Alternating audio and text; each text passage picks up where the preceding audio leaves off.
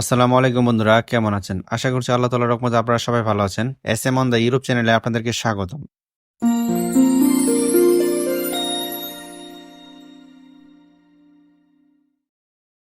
ইতালির ভিসা পাওয়ার পর আপনি খুশি হয়ে টিকিট কেটে ইতালিতে আসলেন। আসার পর আপনি দেখলেন ইতালির এয়ারপোর্ট থেকে আপনাকে বের হতে দিচ্ছে না। পরবর্তীতে আপনাকে আপনার নিজ দেশ বাংলাদেশে ফেরত পাঠিয়ে দেওয়া হলো। কিন্তু কেন এটি করা হলো? যারা ইতালিতে নতুন আসবেন তাদের জন্য এই ভিডিওটি খুবই গুরুত্বপূর্ণ। তার আগে আপনাদের কাছে একটা অনুরোধ থাকবে, যারা আমার চ্যানেলটিতে নতুন রয়েছেন দয়া করে চ্যানেলটি সাবস্ক্রাইব করে রাখবেন, যেন আমার দেয়া ইউরোপ সংক্রান্ত সকল ভিডিও আপনাদের কাছে পৌঁছে যায়। আপনি ইতালি এম্বাসি থেকে ভিসা সংগ্রহ করেছেন, তারপর টিকিট কেটে বৈধভাবে বাংলাদেশ এয়ারপোর্ট ক্রস করেছেন। পরবর্তীতে আপনি ইতালি এয়ারপোর্টে যখন আসবেন, সেখানে আপনার চেকিং বা কন্ট্রোল করার পর তারা আপনাকে আর ইতালি এয়ারপোর্ট থেকে বের হতে দিল না। পরবর্তীতে আপনাকে আপনার নিজ দেশে ফেরত পাঠিয়ে দিল। এটি আপনাদের জন্য খুবই ভয়ের বিষয়। ইতালি এয়ারপোর্ট থেকে কেন আপনাকে ফিরিয়ে দেওয়া হবে? এখানে আপনার কোনো ধরনের দোষ নেই অথবা আপনার ভিসার কোনো সমস্যা নেই। আপনি এমন নয় যে কোনো নকল ভিসা বা কোনো ভুয়া অন্য মানুষের ভিসা ব্যবহার করে আপনি ইতালিতে প্রবেশ করার চেষ্টা করেছেন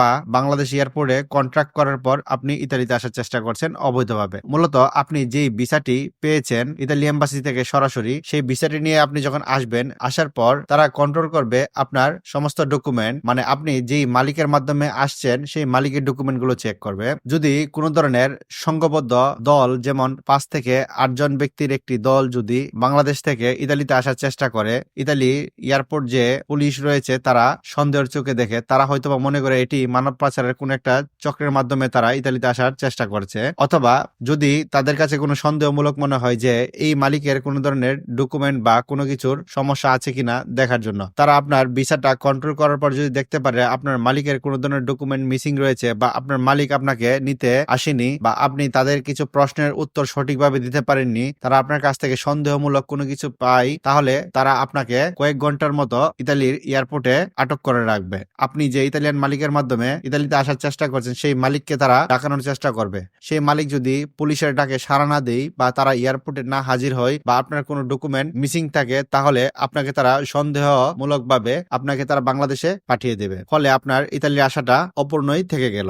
আপনি দেশে যাওয়ার পর যদি আপনার মালিকের সাথে যোগাযোগ করেন বা দালালের সাথে যোগাযোগ করেন, তারা যদি কোনো একটা ব্যবস্থা করতে পারে তাহলে আপনি পুনরায় আসতে পারবেন। এমন নয় যে ইতালি এয়ারপোর্ট আপনাকে পুরোপুরিভাবে রিজেক্ট করে দিয়েছে বা আপনার পাসপোর্টটি ব্যান করে দিয়েছে আপনি যেন ইতালিতে না আসতে পারেন, এমন কোনো কিছুই তারা করবে না। এমন ঘটনা ইতালিতে প্রায় অনেকবারই ঘটেছে। গত বছর 4 জনের একটি গ্রুপ ইতালিতে এসেছিল।